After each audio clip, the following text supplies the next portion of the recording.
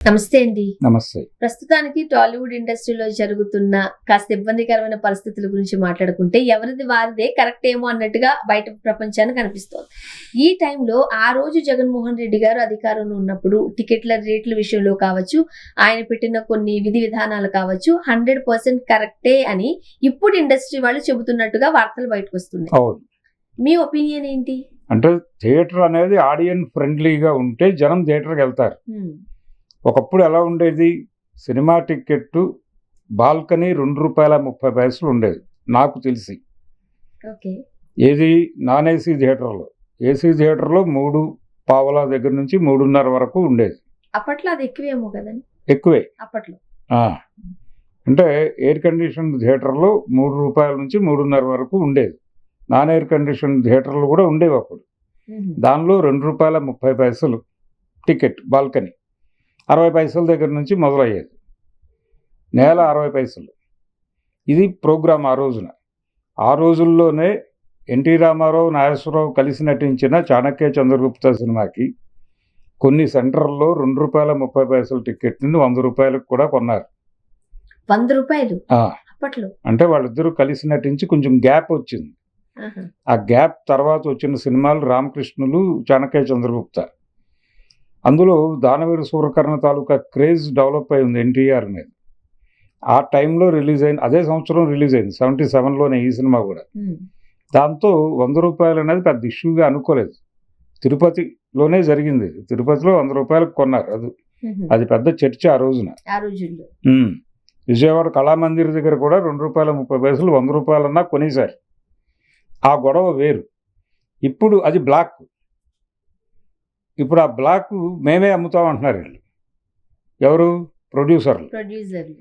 మేము అమ్ముకుంటాం, మీరు అధికారికంగా సంతకం పెట్టండి అని ప్రభుత్వాల దగ్గరికి వెళ్తున్నారు. కానీ అంటే మా వరకు అంటే ఇప్పుడు జనరేషన్ వాళ్ళకి పెద్దగా తెలియదు, కానీ అప్పట్లో విన్నాం. ఇప్పుడు మనం కొన్ని పాత సినిమాలు చూసాం అనుకోండి, టికెట్ రేట్లు వాళ్ళు బ్లాక్ లో అమ్మడాలి అని ఉండేది. ఇప్పుడు దొంగ మొగుడు అనే సినిమా ఉంది. అందులో చిరంజీవి గారు క్యారెక్టర్ ఓపెనింగ్ వేటగాడు సినిమా ఆడుతున్న థియేటర్ దగ్గర ఓపెన్ అవుతుంది. అక్కడ బ్లాక్ టికెట్లు అమ్ముతూ ఉంటాడు. ఆ బ్లాక్ టికెట్లు అనేది ఆ రోజుల్లో నడిచింది. అంటే థియేటర్ వాళ్ళే చేసేవాళ్ళు లోపాయికారిగా. కొన్ని టికెట్లు అలా ఆపి వాటిని వీళ్ళకి ఇచ్చి అమ్మించేవాళ్ళు.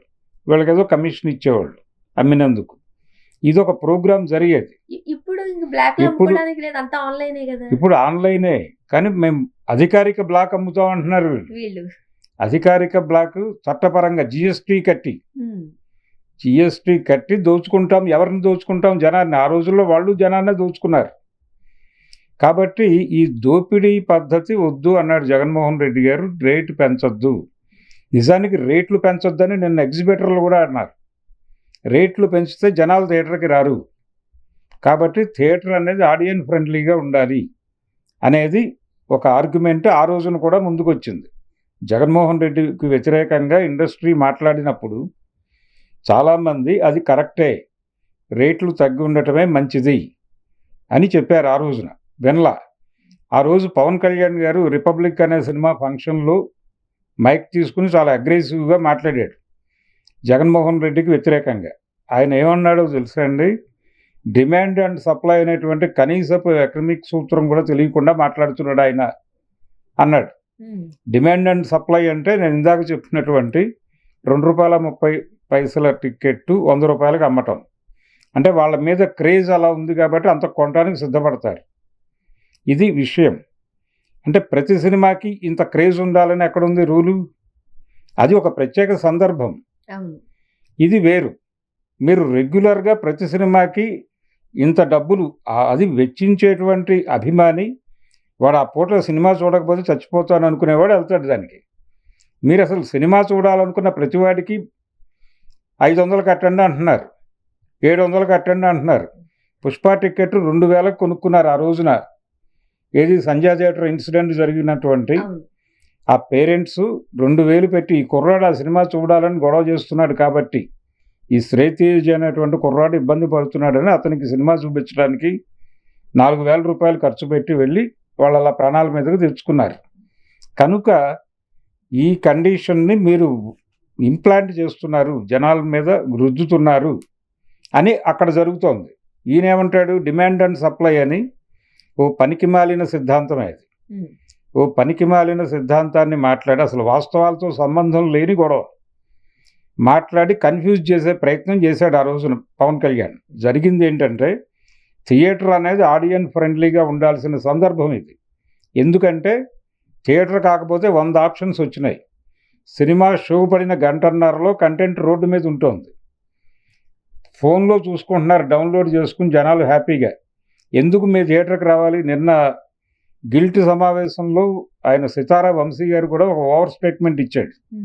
ఆయన ఏమన్నాడంటే, పాప్కార్న్ ధరలు చాలా ఎక్కువ ఉన్నాయి, మీరేమో జనాలు థియేటర్కి రావాలి, టికెట్ల రేట్లు పెంచొద్దు అంటున్నారు, మేము పెంచిన రేట్లతో పోలిస్తే మీ పాప్కార్న్ ధరలు చాలా ఎక్కువ ఉన్నాయి కదా అని మాట్లాడాడు. ఆయన మాట్లాడుతోంది సింగిల్ స్క్రీన్ వాళ్ళ గొడవ గురించి, మల్టీప్లెక్స్ గొడవ కాదు. ఆయన కన్ఫ్యూజ్ అయిపోయి అటు వెళ్ళిపోయాడు, ట్రాక్ మారి. మల్టీప్లెక్స్ దోచుకుంటున్నాయి జనాలని, దోచుకునే వాళ్ళకి మీరు ఇన్సెంటివ్ ఇస్తున్నారు ఇప్పుడు పర్సంటేజ్ పేరుతో. ఇప్పుడు చిన్న చిన్న సినిమాలు ఉన్నాయి సార్, దానికి ఏం పెద్ద పెద్ద బడ్జెట్లు కాదు, కానీ థియేటర్ లో దుమ్ము రేపిన సందర్భాలు మొన్నటికి మొన్న మనం అనేకం ఉన్నాయి. డబ్బింగ్ సినిమాలు విపరీతంగా ఆడిన సందర్భం మనం చూసాం. ఈ మధ్య కొత్త లోక అనే సినిమాకి మొదటి వారం రోజులు యూత్ విపరీతంగా వెళ్ళారు. అలా వెడతారు సినిమా కనెక్ట్ అయితే. మీ కంటెంట్ బాగుంటే. మీరేమో వందలు టికెట్లు అంటారు, రేట్లు పెంచుతారు, 1000 కూడా తీసుకుంటున్నారు. పాప్కార్న్ కొనుక్కున్నారంటే 1000 రూపాయలు ఉండాలి. ఇప్పుడు టికెట్ రేట్లో ఎక్కడ చూస్తారు? టికెట్ రేట్లో 4వ వంతు స్నాక్స్ రేట్లు ఉండేవి ఒకప్పుడు. నాకు తెలిసినటువంటి సినిమా థియేటర్లో ఏది కొనుక్కోవడానికైనా అవకాశం ఉండేది. అంటే అందులో బాల్కనీ వాళ్ళు కొనుక్కునే స్థాయి ఉండేది. అలాగే కింది స్థాయి వాళ్ళు కొనుక్కోవడానికి తలుపుల దగ్గర, అంటే గేట్ల దగ్గర పెట్టుకుని అమ్ముకునేవాళ్ళు బయట నుంచి. అవి కొనుక్కోవడానికి అలౌ చేసేవాళ్ళు థియేటర్ వాళ్ళు. అలౌ చేసి అవి వాళ్ళ స్తోమత, అది వాళ్ళ 10 పైసలు 20 పైసలు ఇంటర్వెల్లో కొనుక్కోవడానికి బడ్జెట్ పెట్టుకుంటారు. ఆ బడ్జెట్లో వచ్చే సరుకు కొనుక్కునే వెసులుబాటు కూడా థియేటర్ వాడు కల్పించేవాడు అప్పట్లో. కల్పించడం అనేది ఆడియన్స్ ఫ్రెండ్లీగా థియేటర్ ఉండేది. అందువలన జనాలు సరదాగా థియేటర్కి వెళ్ళేవాళ్ళు, చూసిన సినిమా మళ్ళీ చూసేవాళ్ళు సరదాగా. ఇప్పుడు ఆ పరిస్థితి ఉందా? అసలు ఎంత కాదనుకున్నా థియేటర్ ఎక్స్పీరియన్స్ కరెక్టే, కానీ అసలు థియేటర్కి రావాలంటే, థియేటర్ అనేది ప్రేక్షకుడికి శత్రువుగా మార్చేసి మీరు థియేటర్కి రావాలంటే బ్యాంకులో లోన్ తీసుకోవాలనే పరిస్థితి కల్పించారు కదా ఒక ఫ్యామిలీ. అంతేగా. ఇప్పుడు ఒక 5గురు కలిసి సినిమాకి వెళ్ళాలంటే టిక్కెట్లకి ఒక 10,000, లోపల స్నాక్స్కి ఒక 20,000 పెట్టుకుంటే తప్ప కుదరని పరిస్థితి మీరు కల్పించి, పైగా ఆయన చెప్పినట్టుగా పాప్కార్న్ రేట్లు సింగిల్ థియేటర్ వాళ్ళు అమ్మట్లేదు ఆయన చెప్తున్న రేట్లకి. మల్టీప్లెక్స్ వాళ్ళు అమ్ముతున్నారు. మల్టీప్లెక్స్లో మీరు పర్సంటేజ్ ఇస్తున్నారు, వాళ్ళకి ఇన్సెంటివ్ ఇస్తున్నారు. జనాల్ని ఎవడైతే దోచుకుంటున్నాడో వాడికి మరింత దోచుకోమని ప్రోత్సాహకం ఇస్తూ తక్కువ రేట్లకు స్నాక్స్ అమ్ముతున్నటువంటి సింగిల్ స్క్రీన్ వాళ్ళకి రెంటల్ సిస్టమ్ అంటున్నారు. ఇది కదా వాళ్ళు క్వశ్చన్ చేస్తోంది. కాబట్టి సింగిల్ స్క్రీన్స్ని బతికించాల్సిన అవసరం ఎందుకుందంటే, ఇప్పుడు జనాలు కొద్దో గొప్ప కొద్దిపాటి డబ్బులతో సరదాగా సినిమాకి వెళ్దాం అనుకునేవాళ్ళు, మధ్యతరగతి వాళ్ళు, దిగువ తరగతుల వాళ్ళు వెళ్ళటానికి అదొక ఆధారం ఉంది. ఇప్పటికీ పాప్కార్న్ మనకి 20 రూపాయలకి 30 రూపాయలకి దొరుకుతుంది స్క్రీన్ దగ్గర. మనం సమోసా తీసుకోవాలి, అది ఆనియన్ సమోసా అయినా కార్న్ సమోసా అయినా 20 రూపాయలు 30 రూపాయలకి ఇప్పటికీ సింగిల్ స్క్రీన్ తో మనం తీసుకోవచ్చు. అదే మల్టీప్లెక్స్ కి వచ్చామంటే మాత్రం మినిమం 350 450. అది ఫ్లేవర్ ని బట్టి పాప్కార్న్ రేట్లు బట్టి. అంటే మీరు ఆ ట్రే తీసుకుంటే 1500 నుంచి స్టార్ట్ అవుతుంది, 2000 వరకు నడుస్తుంది అది. కాబట్టి ఈ దోపిడీని అరికట్టే ప్రోగ్రామ్ ఏమైనా ఉందా మీకు? గిల్ట్కి కానీ లేకపోతే నిర్మాతల మండలికి కానీ, అది వాళ్ళ గొడవ. వీళ్ళు ఏమన్నారు నిన్న ఎగ్జిబిటర్లు, టిక్కెట్ల రేట్లు పెంపు అనేది జనం మీద భారం అవుతుంది, కాబట్టి మీరు ప్రభుత్వం దగ్గర పర్మిషన్ తెచ్చుకున్నా మేము టిక్కెట్ల రేట్లు పెంచడానికి సిద్ధంగా లేం, మేం ఆడియన్స్ ఫ్రెండ్లీగా ఉండాలని అనుకుంటున్నాం అని చెప్పారు వాళ్ళు ఎగ్జిబిటర్స్.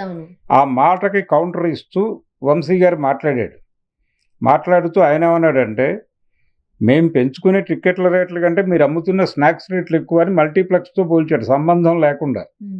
అంటే గందరగోళపరచాలి అనుకుంటున్నారు వాళ్ళు, ప్రపంచాన్ని గందరగోళపరిచి ఎగ్జిబిటర్ అనేవాడు వాంటెడ్గా జనాల్ని దోపిడీ చేస్తున్నాడు. మల్టీప్లెక్స్ వాళ్ళతో బాగానే ఉన్నాయి వీళ్ళ రిలేషన్స్, రెండోది ఇంకొక విచిత్రమైన పోలిక తీసుకొచ్చాడు ఆయన, వంశీ గారే. వంశీ గారు అలాగే మైత్రి రవి గారు కూడా ఒక విచిత్రమైన పోలిక వాళ్ళిద్దరూ చాలా దారుణంగా మాట్లాడారు నన్ను. ఆ దారుణమైన స్టేట్మెంట్లో ఒక స్టేట్మెంట్ ఏంటంటే, ఈయన మైత్రి వారు ఇచ్చింది, నేను ఒక రెస్టారెంట్ పెట్టుకుంటానండి, ఆ రెస్టారెంట్ నడవకపోతే మూసేసుకుంటాను, అంతకుమించి నాకేం సెంటిమెంటల్ అటాచ్మెంట్స్ ఏమీ లేవు దాంతో అన్నాడు. అంటే మీరు థియేటర్లు మూసేయండి, ఏం పర్లేదని. అంటే జనాలు మీరు చూస్తే మల్టీప్లెక్స్కి రండి, లేకపోతే ఫోన్లో చూసుకోండి, లేకపోతే ఓటీటీలో ఆశ్రయించండి అని చెప్పినట్టే. అలా చెప్పేసినప్పుడు ఇంకేం చర్చ ఉంటుంది వాళ్ళతో? థియేటర్లో మూసేయమని చెప్తున్నాడు ఆయన. పైగా ఆయన ఏం చెప్తున్నాడు, ఈయన పక్కన కూర్చున్నటువంటి వంశీ గారు ఏం చెప్తున్నాడంటే, ఒక పోలిక తీసుకొచ్చాడు ఆయన. శ్రీరాములు థియేటర్కి ఆ ఎదురుకుండా ఉన్నటువంటి శశికళ అనుకోటి ఈ కంపారిజన్ తీసుకొచ్చి, ఆ స్క్రీన్స్ ఒక మల్టీప్లెక్స్లోకి వెళ్ళటం వల్ల అక్కడ చాలా అద్భుతమైనటువంటి అంబియన్స్ ఉంది, ఇక్కడేమో దారుణంగా ఉంది, జనం అక్కడికి వెళ్తారా ఇక్కడికి వస్తారా అని చెప్పాడు ఆయన. నిజానికి అది మల్టీప్లెక్స్లోకి ఏషియన్ వాళ్ళ కంట్రోల్లోకి వెళ్ళిన మాట వాస్తవమే. కానీ అక్కడ కూడా పరిస్థితులు ఈయన చెప్పినంత గొప్పగా ఏం లేవు. ఇప్పుడు పీవీఆర్ వాళ్ళు మరొకళ్ళు మెయింటైన్ చేస్తున్నటువంటి స్క్రీన్స్తో పోలిస్తే అది నాసిరకమే. కంపేర్ చేసుకుంటే ఇలాంటి 100 కంపారిజన్స్ మేము చేయగలం సినిమా ప్రేక్షకులుగా. కాబట్టి కంపారిజన్ కాదు ఇక్కడ. ఇప్పుడు దీని ఎఫెక్ట్ అంతా మనకి పెద్ద సినిమా మీద ఎంతవరకు పడుతుంది అంటారు? అంటే పెద్దని కూడా వీళ్ళే వాంటెడ్గా లాక్కొచ్చారు. ఇప్పుడు గతంలో కూడా వీళ్ళు, అయ్యా మాకు ఈ రెంటల్ సిస్టమ్ వద్దండి, పర్సంటేజ్ కావాలి, మేము థియేటర్లు మూసేసుకుంటున్నాం, మీ కళ్ళ ముందు కదా విజయవాడ సినిమా రాజధాని అని చెప్పేవారు. ఆ సినిమా రాజధానిలో చచ్చిపోయినటువంటి సింగిల్ స్క్రీన్స్ ఎన్ని ఉన్నాయి? RRR నుంచి ఇప్పటికీ 50% థియేటర్లు సింగిల్ స్క్రీన్స్ క్లోజ్ అయ్యాయి. ఏది Ram Charan success cinema RRR నుంచి ఇప్పుడు హిట్ బజ్ ఉన్నటువంటి పెద్ద సినిమా మధ్యలో 50% థియేటర్లు క్లోజ్ అయినాయి.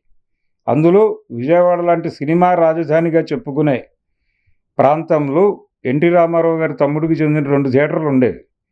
ఆ 2 థియేటర్లు క్లోజ్ చేసి వాళ్ళు కాంప్లెక్స్ కట్టారు.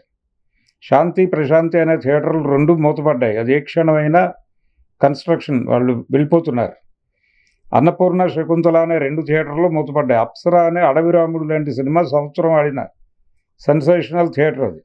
ఆ సినిమా హాల్లో సినిమా వేస్తే హిట్ అవుతుంది అని టాక్. శంకరాభరణం అక్కడే 200 రోజులు ఆడింది. ఆ థియేటర్ మూసేశారు. మధ్యలో తెరవడానికి ప్రయత్నం చేసి జనం రాక మళ్ళీ మూసారు దాన్ని.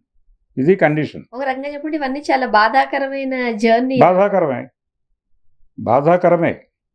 10 రూపాయలకి బాల్కనీ టికెట్ అమ్ముతాను, ఎవరైనా వస్తే వాళ్ళకి సినిమా చూపిస్తాను అన్నది ఒక పట్టుదలలాగా దుర్గా కళామందిర్ వాళ్ళు నడుపుతున్నారు. 10 రూపాయల బాల్కనీ. ఇరిగిపోయిన చైర్లు ఇరిగిపోనివ్వండి, ఆ ఉన్న చైర్లలోనే కూర్చుని చూస్తారు జనాలు 10 రూపాయలు ఇచ్చి అన్న పద్ధతిలో నడుపుతున్నాడు ఆయన కోగంటి సత్యం. అదొక ధోరణి. అది కూడా పూర్తిగా అయిపోయిన తర్వాత తీసి కాంప్లెక్స్ కడదామనే ఆలోచనే. రిపేర్ చేయాలని ఆయన అనుకోవటం లేదు. ఆయన ఓపెన్గానే చెప్పాడు ఆ మాట. నేను బతుకున్నంతకాలం ఇలా నడుస్తుంది, నేను వెళ్ళిపోయిన మరుక్షణం మా పిల్లలు దాన్ని క్లోజ్ చేసి కాంప్లెక్స్ కట్టాలని వెయిట్ చేస్తున్నారు అని కూడా చెప్పాడు ఆయన. సో ఇది single screens condition. Thank you so much అండి. చూద్దాం ఏం జరగబోతుందో.